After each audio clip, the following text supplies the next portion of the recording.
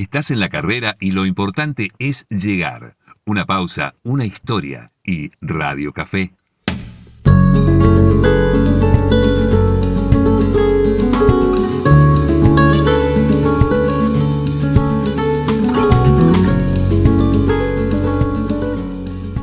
La grieta. Capítulo 1. El que mira. No era la primera vez que Lucas salía sin rumbo, pero ese lunes tenía algo raro, como si la calle estuviera por contarle algo y él, que no era de hablar mucho, decidiera escuchar. Eran las 4:00, ni tarde ni temprano, hora de nadie. El sol pegaba de costado justo en ese ángulo en que los portones parecen espejos ciegos y las baldosas flojas guardan secretos que solo el que pisa escucha. Lucas caminaba despacio, con la mochila medio vacía, los auriculares puestos pero sin música. Lo hacía seguido. Decía que le gustaba repartirse por el barrio. Así lo decía, repartirse. Como si él fuera pedacitos buscando algo que no sabía si se le había perdido o todavía no encontraba. La primera que vio fue a la madre que vendía prepisas. Nadie sabía cómo se llamaba, pero todos la conocían. Siempre con el delantal floreado y la remera de un sponsor viejo de Quilmes, acomodando las cajas en una mesa plegable justo en la ochava de su casa. Tenía 3 hijos, pero siempre parecía sola. Hoy hablaba sola, con una espátula en la mano y una mirada como de no estar del todo ahí. «¿Me vas a decir que no te calentás por lo que dijo tu hermana?», le decía al aire. «Pero si lo dejás pasar, te pisa como todos». Lucas siguió, no frenó, no porque no le interesara, sino porque ya había aprendido que el barrio habla bajito y que el que interrumpe se pierde lo mejor. Media cuadra más y estaba el viejo que escribe cartas, siempre en la misma silla de mimbre, al lado del limonero, con una radio chiquita y una lapicera que parecía de otro siglo. Escribía en hojas cuadriculadas, una letra rara como de escuela vieja. Se decía que mandaba cartas a personas muertas, que había sido cartero, que tenía novia en Mar del Plata, o todo junto. Lucas lo saludó con la cabeza. El viejo le respondió igual, sin dejar de mover la mano sobre el papel. Después cruzó a Vera, o ella lo cruzó a él en realidad. Venía en una bici de Rappi que le quedaba grande. Frenó de golpe, bajó y se sacó la campera con bronca. Tenía una remera de Nirvana y un lunar en el cuello que parecía pintado con marcador. «¿Tenés hora?», le dijo. Lucas se fijó en el celu. 4:15. «Gracias, odio llegar temprano». Y se fue caminando, empujando la bici como si estuviera enojada con el mundo, pero todavía no supiera por qué. Lucas no la conocía, pero ya la había visto 2 veces, una en la panadería y otra en la parada del 160. Tenía esa cara de los que recién llegaron y todavía no saben cómo se dice buenas. Cuando llegó a la esquina, Lucas se sentó en el murito del almacén de Carlitos. Sacó un alfajor que le había quedado del recreo y lo abrió con cuidado, como si fuese parte del rito. En la vereda de enfrente, Vale colgaba unos banderines de tela entre los árboles. No había fiesta, ni feriado, ni nada, pero ella colgaba cosas. Le gustaba embellecer la tristeza del barrio, decía.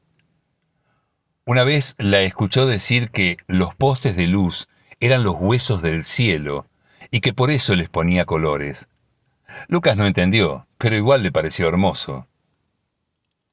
El sol se fue bajando despacito como quien no quiere molestar, y Lucas pensó, sin decirlo, que la cuadra estaba viva, que algo se estaba gestando, como un silencio que se llena sin que uno se dé cuenta. Y justo ahí, cuando ya pensaba en volver, pasó Lorena, en su bici celeste, con las rodillas marcadas de vida y una mochila colgando que parecía pesar más que ella. No lo miró, pero dejó una estela como de perfume vencido y ganas de llorar. Lucas se levantó, miró para los dos lados aunque no venía nadie, y siguió, con la sensación de que en esa cuadra, cualquiera, estaba por pasar algo, algo grande o algo chiquito, pero algo. Y él iba a estar ahí para contarlo.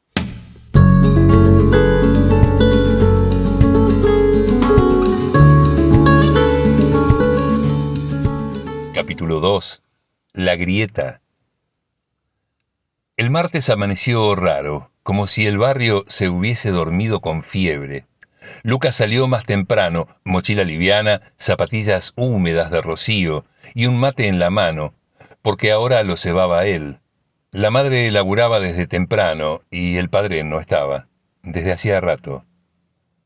Caminó hasta la esquina del almacén, pero no llegó. A media cuadra, algo lo frenó. La vereda estaba rota. Una grieta profunda se había abierto justo frente a la casa del viejo que escribe cartas. No era un pozo cualquiera, no era de esos que el municipio tapa a los 6 meses con asfalto vencido. Era otra cosa. Parecía salida de un sueño mal dormido. Un tajo, como si el barrio hubiera hablado por fin, y lo que decía no era lindo. Lucas se agachó, miró adentro. No se veía fondo. Un caño asomaba como un hueso viejo. Tierra negra, húmeda, de esa que huele a patio de abuela.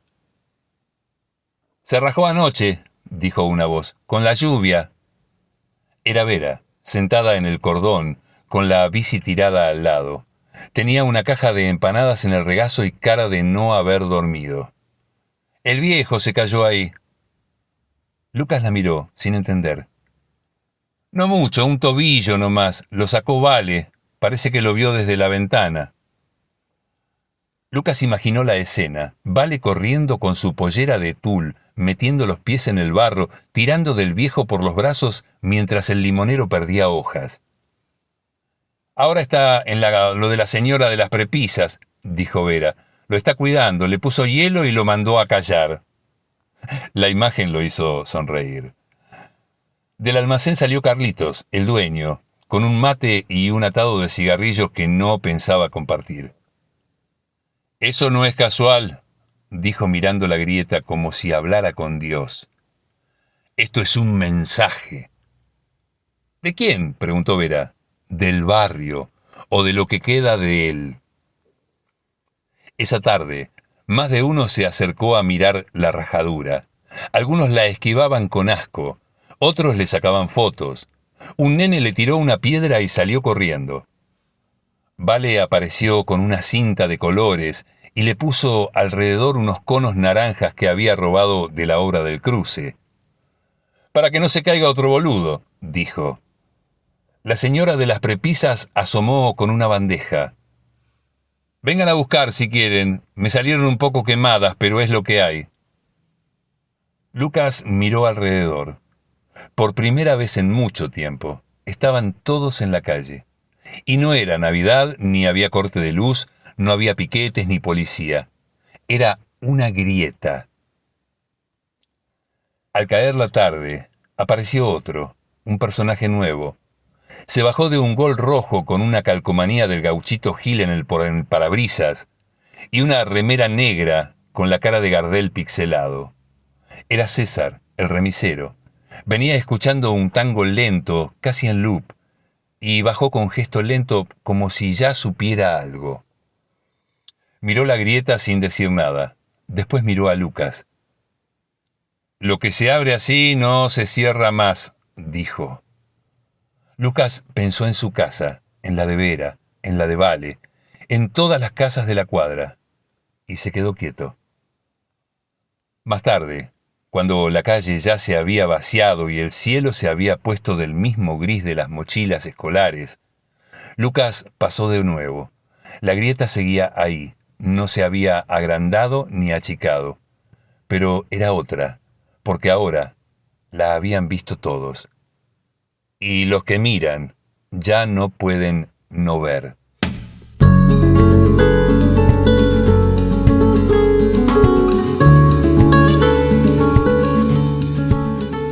Capítulo 3. Reunión de vecinos o de fantasmas. La grieta seguía ahí, muda y jodida, como un tajo mal curado. Pero no era la grieta lo que importaba, sino lo que había empezado a mover. El miércoles a la noche alguien pegó un cartel en la despensa de Carlitos. Reunión vecinal por el estado de la cuadra, jueves, 19:30 en la placita.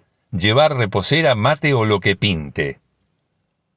No decía quién lo había escrito, pero la letra era de Vale, con sus corazoncitos involuntarios en las íes y una estrella que reemplazaba el punto final. A Lucas no le daban muchas ganas de ir, pero fue, como todos, porque cuando el barrio llama, uno va, aunque no sepa para qué.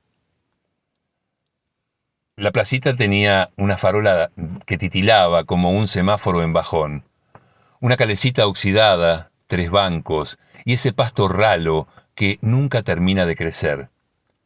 Ahí se fueron acomodando, medio en ronda, como en acto escolar pero sin bandera.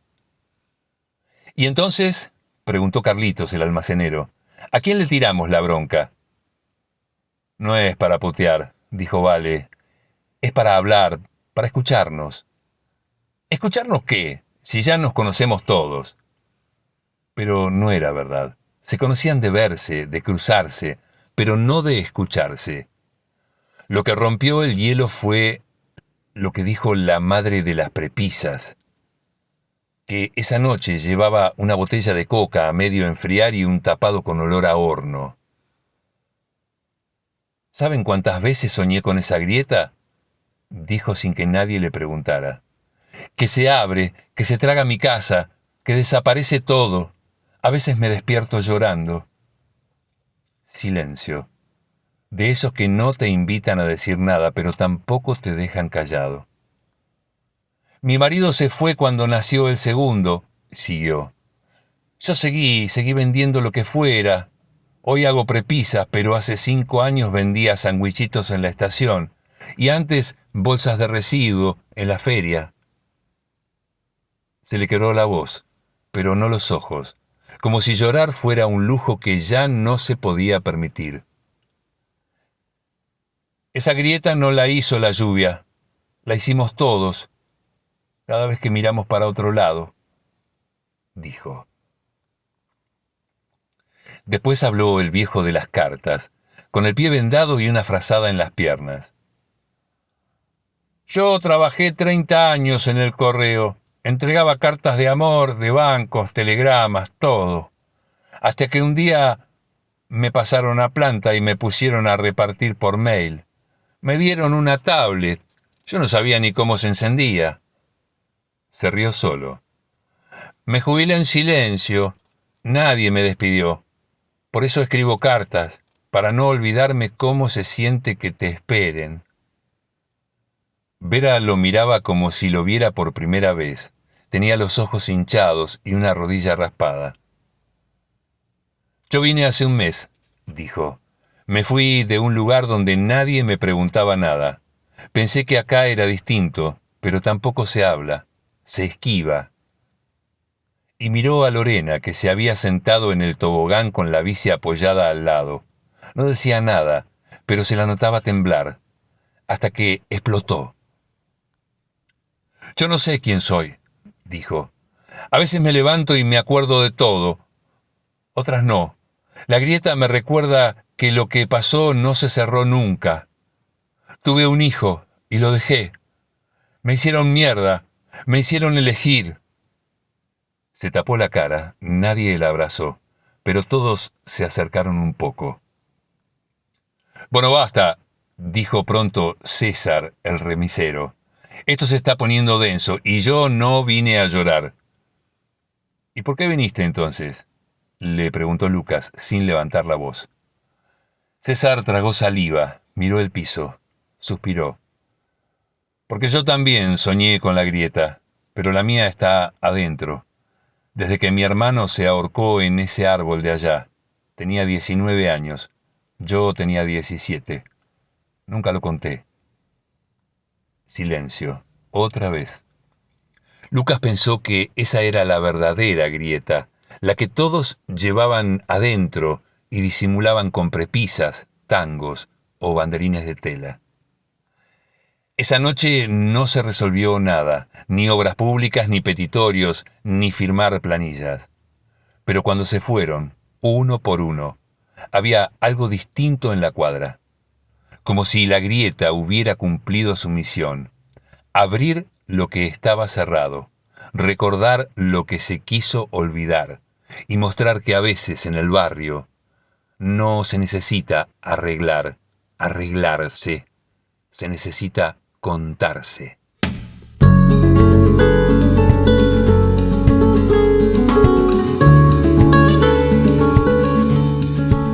Capítulo 4. La que hace prepisas. La primera en hablar en la reunión de la plaza fue ella, y no porque le sobrara voz, sino porque le venía sobrando silencio desde hacía años. Se llamaba Mirta, aunque en la cuadra todos le decían la de las prepisas, como si ese fuera su apellido. El jueves, después de la reunión, amaneció antes que el barrio. La levadura apenas había subido y ella ya tenía las manos en la masa. Pero esa mañana no era como siempre. Se tomó unos mates sola, como de costumbre, pero con la ventana abierta. Puso una radio bajita y escribió algo en una hoja de cuaderno. Hoy sueño con vender más que prepisas. Hoy sueño con que me pregunten cómo estoy. No se lo iba a mostrar a nadie, pero lo dejó ahí, a la vista, como un cartelito para ella misma. Al rato cayó Vera, con ojeras, pero con algo en la cara, como una chispa recién encendida. ¿Te ayudo? ¿Sabes amasar? No, pero sé escuchar. Y así empezó, entre harina y charlas. Vera venía con el celu, filmando. Le preguntaba a Mirta cómo hacía la salsa, si usaba ajo o no, cuántas veces dejaba leudar la masa. Mirta se hacía la seria, pero por dentro se le notaba el orgullo. La estaban mirando. Después de años, alguien la estaba viendo. Esa misma tarde, Vale apareció con un canasto lleno de servilletas de tela y etiquetas hechas a mano. Propuso armar combos con nombres de mujeres del barrio. Esta se va a llamar La Lorena, con rúcula y queso azul, picante pero buena. ¿Y la tuya?, le preguntó Mirta. La mía no existe, pero cuando exista va a tener aceitunas negras y mucho orégano. Se rieron, las tres, porque estaban cansadas, sí, pero también estaban creando algo que no se cocinaba en el horno. Una alianza. Lucas pasaba seguido, no decía mucho, pero le gustaba ese olor, a salsa, a harina, a algo que no sabía cómo nombrar, pero que olía a antes, a infancia, a madre feliz. Una tarde Mirta lo llamó desde la vereda. «Probá esta, le puse berenjena. Y si no me gusta, la tirás, pero primero la probás, porque en este barrio nos bancamos la prueba».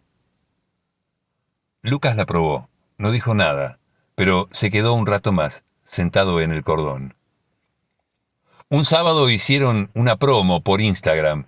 Vera se encargó de las fotos, Vale de los nombres, y Mirta amasó como si el mundo estuviera por acabarse. Vendieron todo. «Me van a fundir con tanto amor», dijo, limpiándose las manos con el delantal.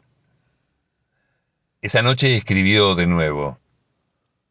«Me quedo en el barrio porque esta tierra me vio llorar y también me va a ver reír».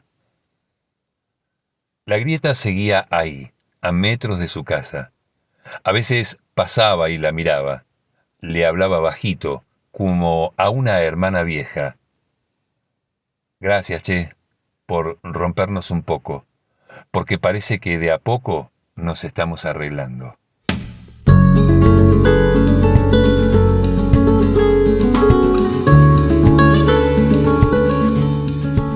Capítulo 5. El que escribe cartas.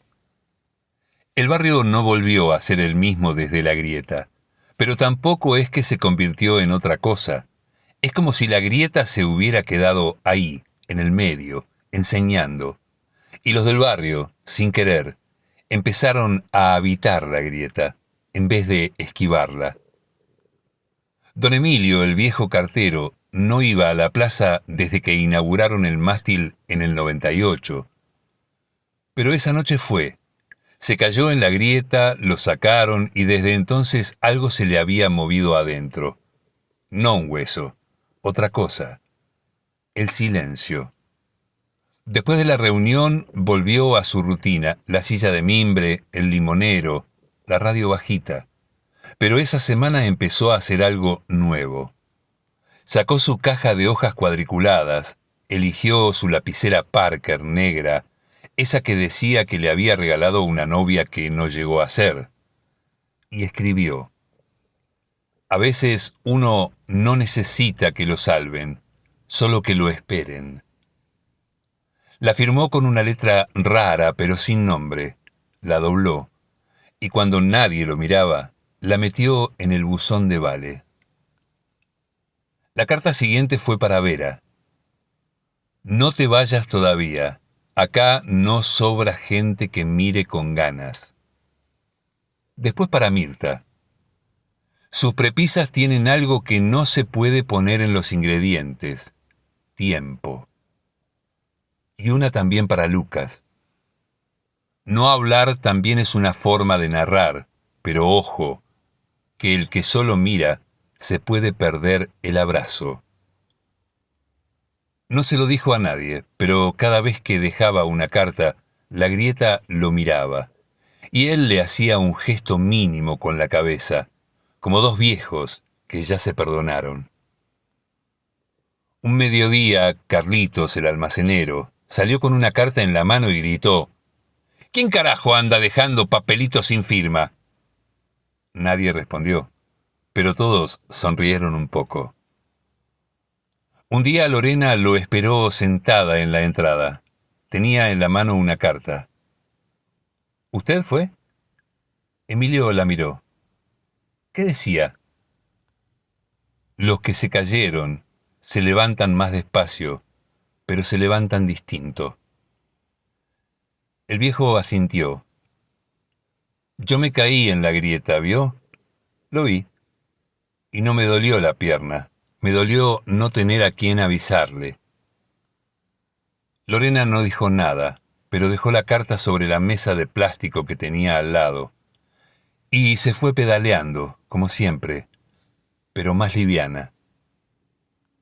Esa semana, Emilio le escribió una carta a la grieta. Sí, a la grieta. «Gracias por recordarnos que estamos vivos, que nos duele la tierra, que hay cosas que no se dicen por miedo, pero que se escriben con tinta y pan rallado». No la mandó, pero la dejó debajo del limonero, por si la grieta quería pasar a buscarla. Y desde entonces, cada mañana, alguien más aparecía con una carta en el bolsillo. Nadie decía nada, pero todos sabían. La grieta ya no era un pozo, era un buzón.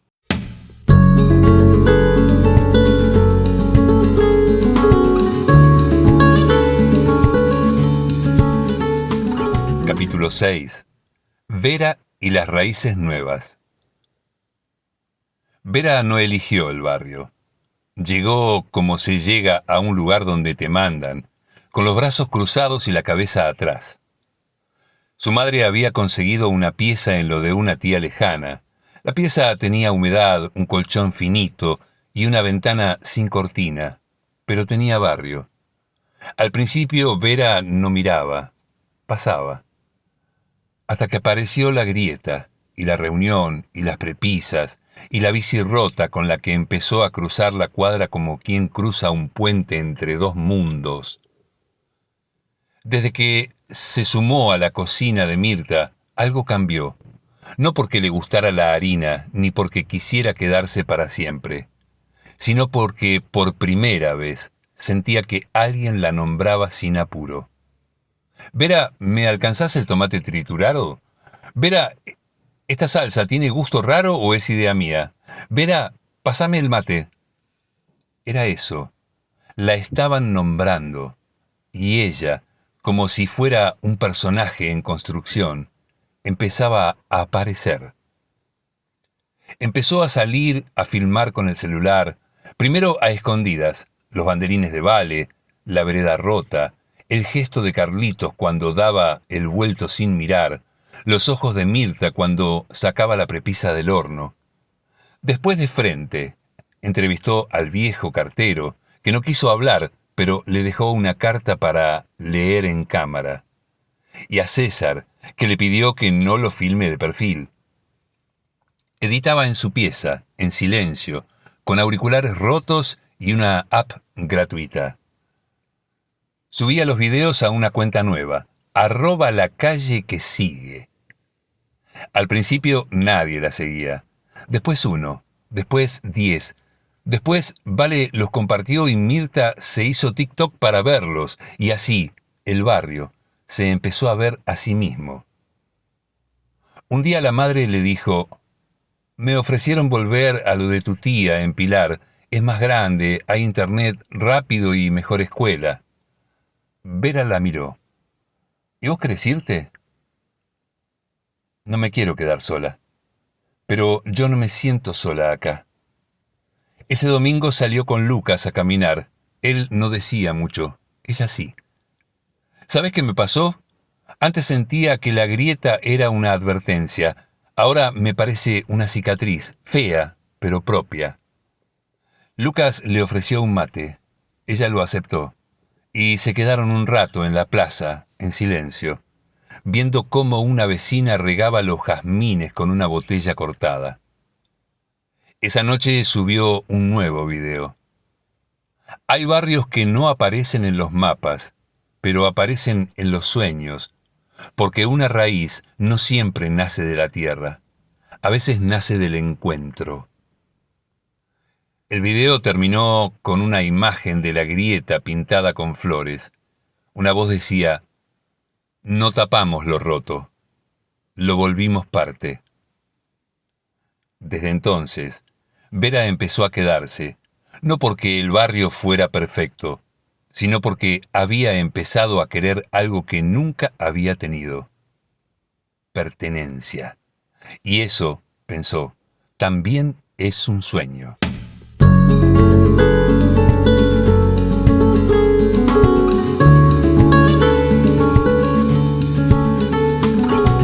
Capítulo 7. Lorena. A Lorena siempre se la vio firme, firme en el andar, firme en las palabras, firme en la mirada que no esquiva, pero nadie sabía cuánto le costaba sostener esa firmeza cuando volvía a su casa. Cruzaba la reja baja y cerraba la puerta con 2 vueltas de llave. Ahí adentro, sola, a veces lloraba en silencio con los codos apoyados en la mesa, esperando que se termine de descongelar la pechuga de pollo. No tenía hijos, no por decisión, tampoco por imposibilidad. Simplemente no pasó. Convivió un tiempo con un tipo que trabajaba en Edesur, pero cuando se enteró que le mentía con una vida paralela en Lomas, lo echó, sin gritos. Le dejó el bolso armado sobre el lavarropas y le cortó la luz del pasillo. Lorena tenía ese estilo de mujer que no suplica. Laburaba en una librería en Temperley, de las pocas que aún sobreviven. Se fumaba las discusiones con la dueña, acomodaba títulos sin que se lo pidan, y se daba el lujo de regalarle a algún pibe un libro cuando la intuición le decía que lo iba a leer. La plaza no era su lugar, hasta ese día. Estoy podrida de ver a las nenas sin vereda y a los viejos esperando que pase algo, dijo sin que nadie la interrumpiera. ¿Y qué querés hacer?, preguntó el remisero, como siempre, buscando el punto flaco. Lo que se pueda, pero hacerlo juntas. Y usó el femenino a propósito, mirando a Vera, a Vale y a doña Elsa, que escuchaba desde su silla de lona. Lorena traía propuestas concretas: talleres en la sociedad de fomento, murales con los pibes, reactivar la biblioteca vecinal que hacía 10 años que era solo depósito de escobas. ¿Y si no viene nadie?, preguntó Vale. Vendremos nosotras, con mate y tiempo. A veces eso es más que suficiente. La grieta en Lorena era otra, más sutil, más callada. No era entre vecinos ni ideologías. Era entre la mujer que había aprendido a arreglársela sola y la que ahora, por primera vez en mucho tiempo, aceptaba formar parte de algo más grande que su mundo. Esa noche no lloró en la cocina. Se sirvió un vaso de vino, puso un disco de Chabela Vargas y se sentó en la reposera que había llevado a la plaza. Sonrió sola, no como quien está feliz, sino como quien ya no carga todo el peso en soledad. Y mientras el vino bajaba despacio, se permitió pensar que tal vez, solo tal vez, no estaba tan mal quedarse en un lugar que por fin empezaba a cambiar con ella.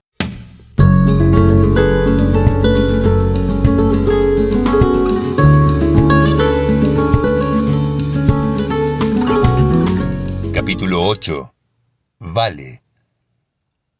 Vale tenía 15, pero a veces hablaba como si hubiera vivido el doble, y otras como si recién estuviera aprendiendo a confiar en el mundo. Su forma de vestir desentonaba con la cuadra, borcegos pintados a mano, remera que intervenía con aerosol, y unos aros enormes que le colgaban como amuletos. Siempre llevaba algo en la mochila, pinceles, cuadernos, hilos, témperas gastadas, a veces también miedo, pero de eso se hablaba poco. Después de la charla en la plaza, Vale no volvió a ser la misma. Algo se acomodó por dentro, como cuando uno se da cuenta de que no está tan loco, que hay otros que también se sienten igual de desquiciados, de desajustados. Empezó a pasar más tiempo con Vera y con Lorena. Las escuchaba, preguntaba, opinaba y dibujaba.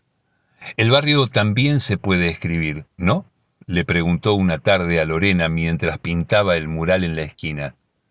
Se puede escribir, pintar, cantar, recordar.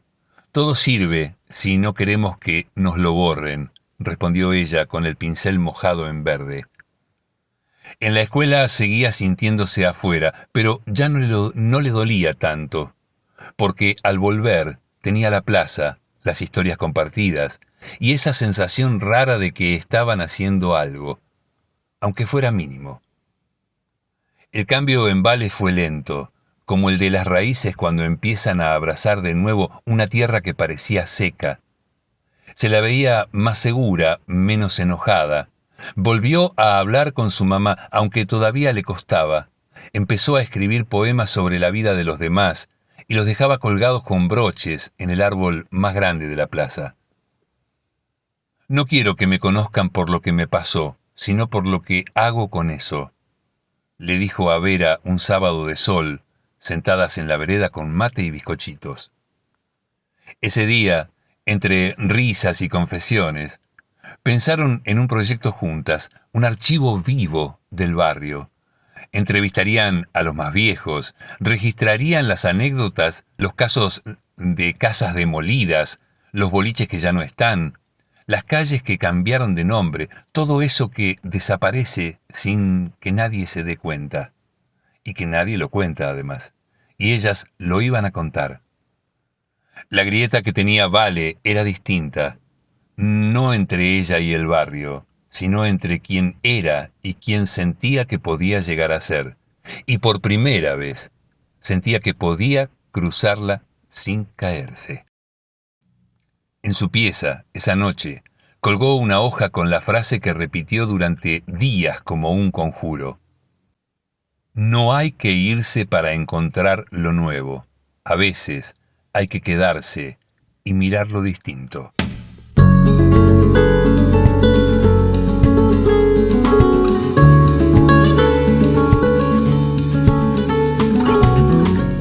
Capítulo 9. El pibe que vive con la abuela. Se llama Tommy, pero todos le dicen el pibe que vive con la abuela, como si no tuviera identidad propia, como si su historia empezara recién cuando la madre se fue, o se perdió, o se cansó, y la abuela lo trajo al barrio con lo poco que quedaba. Tenía 12 en ese momento, ahora casi 16, y esa mezcla de madurez forzada y ternura intacta que tienen algunos que crecieron más rápido de lo que hubieran querido. Tommy no hablaba mucho, pero cuando lo hacía había que escucharlo. No decía boludeces. Observaba más de lo que opinaba, y aunque la mayoría en la plaza lo veía como un espectador, él ya estaba armando su película. Vivía en una casa baja, al fondo de un pasillo largo con helechos colgados. La abuela, Azucena, era jubilada de la Telefónica. Lo criaba con una mezcla de amor blindado y órdenes secas. A la escuela no se falta. A la calle se la mira con respeto. Y si vos vas a soñar, hacelo con los 2 patas en el suelo. Después de aquella tarde de confesiones en la plaza, Tommy empezó a escribir. Lo hacía en un cuaderno tapa dura que le había regalado la tía Tita. Historias del barrio, algunos leídos, otros inventadas. Había una sobre el cartero, otra sobre Vera y su bicicleta, una más, un poco más triste, donde desaparecía su abuela y nadie más sabía quién era él. Empezó a juntar palabras como quien junta figuritas difíciles, una a una, con paciencia, sabiendo que en algún momento algo se iba a completar. Fue Vale la que le dijo: «Mostralo, es buenísimo lo que escribís». Y él le creyó. Por eso, una tarde leyó uno de sus textos en voz alta, al pie del árbol de los poemas colgados. El texto hablaba de alguien en busca de su casa sin encontrarla, porque todo en el barrio había cambiado. Pero al final, una señora con delantal y olor a jazmín lo reconocía, le abría la puerta y le decía: «Bienvenido, acá siempre fuiste vos». Hubo un silencio largo, después aplausos, sin exagerar, pero sinceros. Esa noche Tommy no durmió, no por miedo, por emoción, como si de golpe, en vez de ser el pibe que vive con la abuela, fuera simplemente Tommy, un Tommy con cosas para decir, con futuro. Y mientras más se integraba a ese grupo variado de soñadores barriales, más se sentía que la grieta, la que tenía con su pasado, con el dolor de haber sido dejado, no desaparecía, pero se achicaba, como si el barrio, con sus contradicciones y sus abrazos torpes, le estuviera armando una especie de puente. Esa semana escribió una frase y la pintó en la pared de la plaza, debajo del mural de Lorena. No se trata de volver al pasado, se trata de quedarnos con quienes lo recuerdan.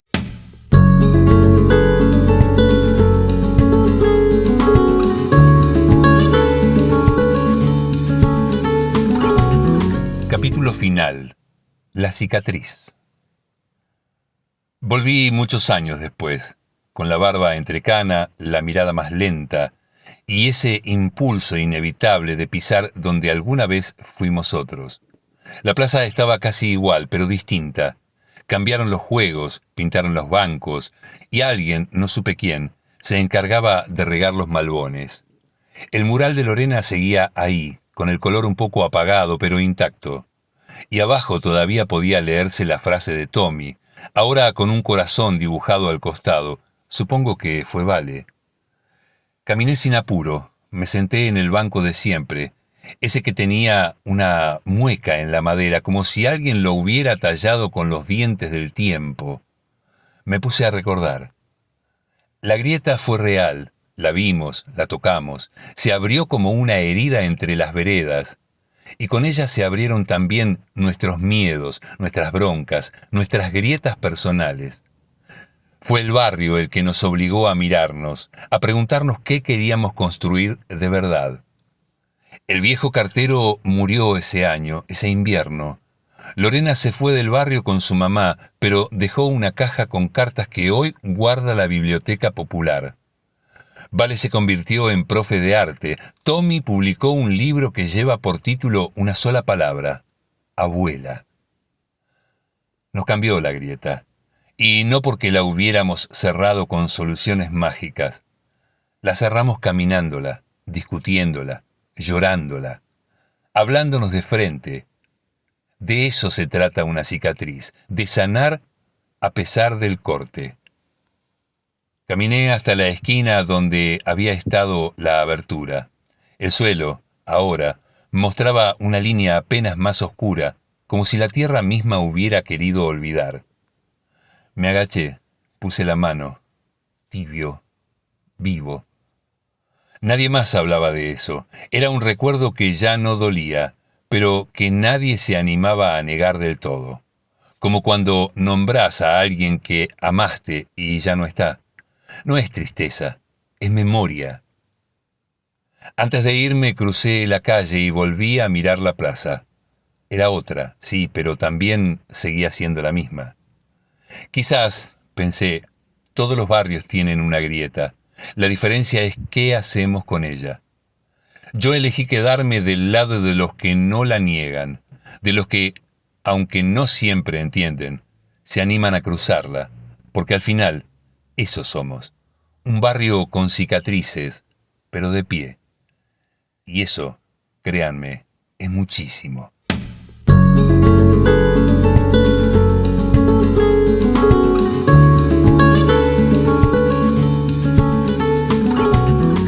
Epílogo. Lucas. Si este relato llega a tus manos es porque algo de todo eso sigue latiendo. Yo me fui, sí, pero nunca del todo. Uno no se va del lugar donde fue testigo de cómo un barrio aprende a quererse con sus grietas. Gracias por leer y por mirar con ternura eso que a veces asusta, el cambio. Nos vemos del otro lado. Lucas. Postdata. Frase fileteada también en la pared del Café Temperley. No hay barrio sin grieta, ni grieta que resista el abrazo de la memoria. Ariel Villar, Radio Café y Café Temperley.